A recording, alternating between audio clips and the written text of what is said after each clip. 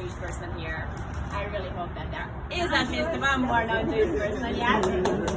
So even though I'm here today representing anti-Jew hatred as a civil rights movement for the Jewish people, I probably would be also here without the movement because that's what I believe in.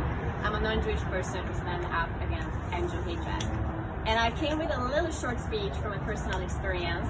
While I was attending my master's program in Jewish studies, I was the only non-Jewish person around.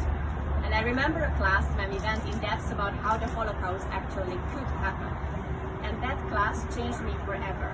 Not because I learned anything new about the past in that regard, but because I learned that half of my Jewish classmates today can imagine a second Holocaust. Because I learned that 3 out of 10 of my Orthodox classmates had a non-Jewish person's name and address who would hide their children should there be another Shoah. I sat there in 2020, in the middle of a campus in America, a country that symbolized freedom for me. A country that officially is never blamed for the passivity during the Shoah, and as such I assumed that nobody could imagine a situation where Jews are afraid. I was wrong. But somehow it seems that nobody with power, let that be legal or jurisdictional or police power, cares about the fear that the Jewish community feels behind the doors. And it doesn't make them, a Jewish community, a victim, it makes them human.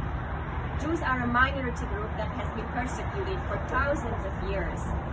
And somewhat engraved in them there is this generational trauma that you always need to look behind your shoulders. Today in New York, both the city and as a state, Jews are not safe. If you read the news just a couple of days ago, a pregnant woman was attacked in Brooklyn simply for being a Jew. And this is not a random case. Jews are targeted all over the state and America. And I cannot fathom understanding how nobody sees that, or if we see why nothing is happening. I really try to have the predisposition that people are not acting evil on purpose. But when something is repeatedly happening and we don't do anything, then something is inherently wrong with our system. The silence throughout New York and America is alarming. Because silence for me today means that you are normalizing antisemitism and you are accepting antisemitism. And this is not the America that I was fighting so much to live in. And I really hope that you feel the same way, because if you do, then change is possible. It is up to you, me, and us to ensure that there's never gonna be another Kristallnacht, that there's never gonna be a path towards a second Holocaust, because that path was paved by silence and ignorance. So thank you all for coming out.